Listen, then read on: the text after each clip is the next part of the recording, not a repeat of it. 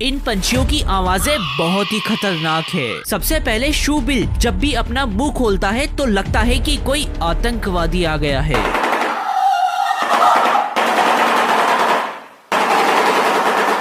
Next laughing Kookaburra, इसकी आवाज तो ऐसी है मानो कोई चुड़ैल हंस रही है।